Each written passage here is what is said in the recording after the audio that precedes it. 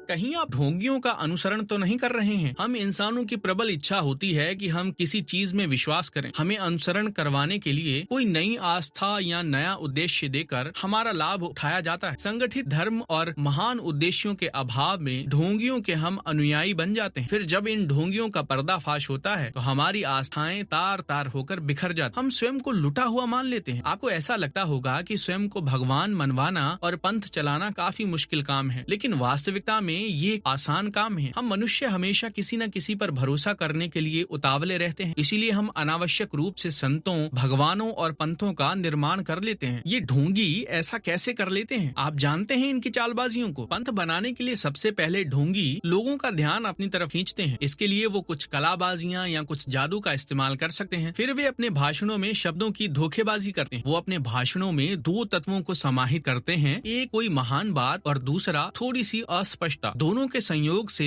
ये अपने श्रोताओं को सपने दिखाने में कामयाब हो जाते हैं। अस्पष्ट वादों और आकर्षक सपनों का उत्साह एक शक्तिशाली बंध बनाता है। इस प्रकार एक नए पंथ का निर्माण हो जाता है। ढोंगियों का दूसरा कदम होता है खुद को विलासिता से घेरे रहना। अपने आसपास चकाचौंध का आभा मंडल निर्मित करके वो अपने अनुयायियों को चौंका देते हैं। उनके अनुयायी भी उनके विचारों के बल पर यही आभा मंडल स्वयं के आसपास होने के सुनहरे सपने देखने लगते हैं। ऐसा करते हुए वो अपने ढोंगी संत के मूर्खतापूर्ण विचारों को भी नजरअंदाज कर देते हैं। जब उनके अनुयायियों की भीड़ बन जाती है तो वो उन्हें कुछ नियम, तंत्र मंत्र, कर्म कांड, विशेष बात या उपाय अपनाने के लिए कहते हैं। समूह बनाने के बाद ढोंगी अब उसके अनुयायियों से दान देने के लिए कहता है। उससे वो अपनी संपत्ति बनाता है, लेकिन वो ये बात गोपनीय रखता है कि इस दान से उसकी तिजोरी भर रही है। इसके स्थान पर वो अपनी आय के स्रोत, कुछ दिव्य स्रोत दिखाता है, या फिर उसकी पुस्तक की बिक्री या फिर दवाइयों की बिक्री को बताता है। उसके पास धन और ऐश्वर्य बढ़ने पर उसके अनुयायी और भी अधिक उसकी भक्ति करने लगते हैं और खुद को सपनों के वन में भ्रमण करवाते हैं। जब ढोंगियों के अनुयायियों का समूह सशक्त हो गया होता है तो वो फिर एक शत्रु का निर्माण करते हैं और अपने अनुयायियों से कहते हैं कि फला फला समूह हमारा शत्रु है। किसी भी समूह को संगठित करने का ये एक अचूक इलाज है कि उसे किसी शत्रु से भयभीत किया जाए। हम बनाम वे एक ऐसा तीर है जो कि लोगों को समूह में बांधे रखता है। इसी सूत्र का प्रयोग करके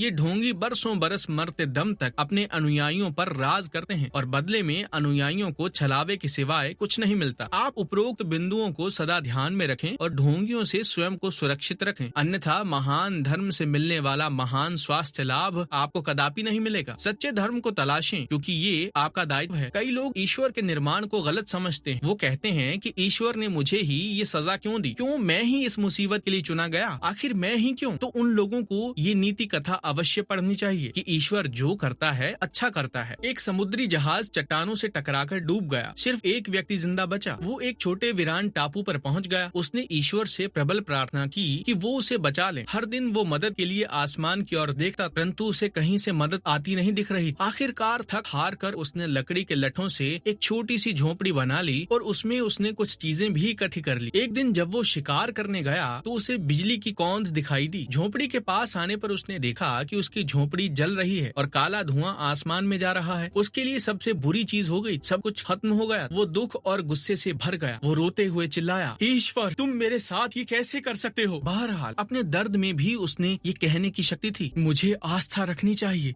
मुझे आस्था रखनी चाहिए। अगले दिन सुबह वो एक जहाज की आवाज सुनकर जागा जो टापू के पास आ रहा था। ये जहाज उसे बचाने आया। थके हुए व्यक्ति ने बचाने आए जहाजियों से पूछा, आपको कैसे पता चला कि मैं यहाँ हूँ? उन्होंने जवाब दिया, धुएं के तुम्हारे संकेत से। प्रख्यात टेनिस खिलाड़ी आर्थर एश को 1983 में हार्ट सर्जरी के दौरान HIV पॉजिटिव रक्त चढ़ाने से एड्स हो गया था। एक दिन उन्हें उनके प्रशंसक का पत्र मिला जिसमें लिखा था, ईश्वर ने आखिर आपको ही इस क्रूर बीमारी के लिए क्यों चुना? आर्थर एश ने उस पत्र के जवाब में लिखा, 50 मिलियन बच्चे टेनिस खेलना शुरू करते हैं, उनमें से 5 मिलियन सीख पाते हैं। 5 लाख बच्चे ही प्रोफेशनल टेनिस सीख पाते हैं। 50,000 सर्किट में आ पाते हैं, उनमें से केवल 50 ही विंबलडन में खेल पाते हैं। उनमें से 4 सेमीफाइनल खेलते हैं, उसमें से भी 2 फाइनल खेलते हैं। जब मैंने विंबलडन का वो कप अपने हाथों में उठा रखा था तब मैंने ईश्वर से नहीं पूछा था कि आखिर मैं ही क्यों? हम खुशियों में ईश्वर को याद रखें तो हमें दुख के वक्त वो याद रखता है और शांति से परिपूर्ण हमारे जीवन का निर्माण कर देता है। कबीर दास का ये दोहा महान है, दुख में सुमिरन सब करें, सुख में करे ना कोई, जो सुख में सिमरन करे तो दुख काहे को होए। आपने ऐसे कई लोगों को आत्मविश्वास से चमकते हुए देखा होगा जिनकी पहुंच किसी मंत्री या ओहदेदार लोगों तक होती है। उस व्यक्ति का आत्मविश्वास तो आसमान छू लेता है। यदि उसकी पहुंच किसी देश के प्रधानमंत्री तक होती है तो फिर उस व्यक्ति के आत्मविश्वास और सुकून का क्या स्तर होगा जिसकी पहुंच स्वयं सृष्टि के निर्माता तक हो। क्या वो बेइंतहा सुकून और चैन की नदियों में नहीं तैर रहा होगा जो संसार के रचयिता से सीधे संवाद कर लेता है। हाँ, यही कारण है कि धार्मिक लोग सर्वाधिक स्वस्थ होते हैं और अनंत काल तक वे ही सबसे अधिक स्वस्थ रहेंगे। दुआ तभी कबूल होती है जब उसके कबूल होने का पूरा पूरा यकीन हो। हजरत अली रजी, यदि आप किसी रोग से पीड़ित हैं तो अपने हाथ ऊपर उठाइए और ईश्वर से अपने स्वस्थ होने की प्रार्थना या दुआ कीजिए और फिर यकीन कर लीजिए कि आपकी दुआ कबूल हो गई। यदि आप रोगी नहीं भी हैं तो दुआ कीजिए कि ईश्वर आपको हमेशा स्वस्थ रखे। इस दुआ के बाद आपके स्वास्थ्य में यकीनन क्रांतिकारी परिवर्तन आएगा। चैंपियन की आस्था। इवेंडर होलीफील्ड एक ऐसे व्यक्ति हैं जिन्होंने अपनी आस्था का प्रयोग कर अपने हृदय में जवाब खोजे और अपने संकट को सफलता की नींव में बदल दिया। 1994 में माइकल मूर के साथ 12 राउंड के मुकाबले के बाद इवेंडर होलीफील्ड अपना हैवीवेट टाइटल हार गए। वो बहुत निराश हो गए क्योंकि उन्होंने हैवीवेट चैंपियन बनने के लिए बहुत मेहनत की थी। अपना टाइटल खोने के अलावा उनके सामने एक और बड़ी समस्या आ गई। डॉक्टरों ने उनसे कहा कि उन्हें हृदय संबंधी गंभीर बीमारी हो गई है और उन्हें बॉक्सिंग से संन्यास लेना होगा। कुछ सप्ताह के भीतर उन पर एक नहीं 2 बड़े संकट आ गए थे। बहरहाल उनमें प्रबल आस्था थी और वो मानते थे कि उन्हें अभी कई बड़े तथा महान काम करने हैं। ठीक होते समय उनके सामने जीवन का निर्णायक समय आया। फिलाडेल्फिया में इलाज के दौरान उन्हें बताया गया कि वो न सिर्फ बॉक्सिंग की रिंग में लौटेंगे बल्कि उन्हें अविश्वसनीय सफलता भी मिलेगी। उस पल उन्होंने अपनी आस्था पर विश्वास करने का फैसला किया और उस पल में उन्होंने अपनी जिंदगी तथा बॉक्सिंग उद्योग को भी बदल दिया। उन्होंने समस्या के बजाय समाधान पर ध्यान केंद्रित करने का फैसला किया। वो हार मान सकते थे और पीछे हट सकते थे परंतु उनमें चैंपियन का दिल था। उन्होंने अपनी आस्था पर ध्यान केंद्रित किया और विश्वास किया कि ये संकट बहुत बड़ी सफलता की नींव है। ज्यादातर लोगों ने ये मान लिया था कि अब उनका दौर खत्म हो गया है परंतु होलीफील्ड का विश्वास था कि अभी क्षितिज पर ज्यादा बड़ी तथा बेहतर चीजें आना बाकी है। होलीफील्ड ने अपनी आस्था पर ध्यान केंद्रित किया, अपनी भविष्य दृष्टि की ओर वापस लौटे और निर्णय लिया कि वो अपनी स्थिति को नकारात्मक नहीं सकारात्मक बनाएंगे। उन्होंने अपनी सेहत बनाने पर मेहनत की और प्रार्थना करते रहे। उन्होंने अपनी सारी ऊर्जा अपनी सेहत और आस्था पर केंद्रित कर ली। जल्द ही डॉक्टर इस नतीजे पर पहुंचे कि उनके हृदय की बीमारी ठीक हो चुकी है और अब वो पूरी तरह स्वस्थ हैं। फिर उन्होंने अपने लक्ष्य पर नजरें जमाई। वो दोबारा दुनिया के हैवीवेट चैंपियन बनना चाहते थे। उन्होंने ये देखा कि कौन से कदम उठाना जरूरी है और उन्हें किससे लड़ना है। आखिरकार उन्होंने खुद से पूछा, मैं इसे कितनी बुरी तरह चाहता हूँ। उन्हें ये सवाल पूछना ही था क्योंकि वो जानते थे कि अपने लक्ष्य तक पहुँचने के लिए उन्हें माइक टायसन से मुकाबला करना था जो दुनिया के सबसे खूंखार मुक्केबाज थे। मुकाबला तय हो गया। समाचार पत्रों और विशेषज्ञों ने कहा कि इवेंडर होलीफील्ड अपनी जान से हाथ धो सकते हैं परंतु इवेंडर ने दूसरों की बात पर विश्वास करने से इनकार कर दिया। वो अपनी आस्था पर विश्वास करते रहे। उन्होंने बार बार डेविड और गोलियात की कहानी पढ़ी। उन्हें ये समझ में आ गया कि जब ईश्वर आपके साथ होता है तो आप तत्काल बहुमत में आ जाते हैं। मुकाबले में जाते समय उनके पास सिर्फ उनका सपना और प्रबल आस्था थी क्योंकि माइक टायसन ने उनका सिर धड़ से अलग करने की कसम खाई। उन्होंने संघर्ष किया और जब मुकाबला खत्म हुआ तो इवेंडर होलीफील्ड अब भी खड़े थे जबकि माइक टायसन जमीन पर पड़े थे। इवेंडर होलीफील्ड ने असंभव काम को संभव कर दिखाया था। उन्होंने घातक हृदय रोग को हरा दिया था और उन्होंने इसके बाद माइक टायसन को हरा दिया था जिसे दुनिया का सबसे खूंखार मुक्केबाज माना जाता था। क्या ये अविश्वसनीय था? हाँ। क्या ये असंभव था? नहीं। जिन लोगों में प्रबल आस्था होती है वो जानते हैं कि ईश्वर साथ हो तो सब कुछ संभव है। संकट, हाँ, वो और कुछ नहीं बल्कि सफलता की नींव है। आपकी आस्था कहाँ है? आपके मस्तिष्क में डर है या आपके हृदय में आस्था है? हृदय ही वो स्थान है जहाँ आपका डर आस्था में बदलता है।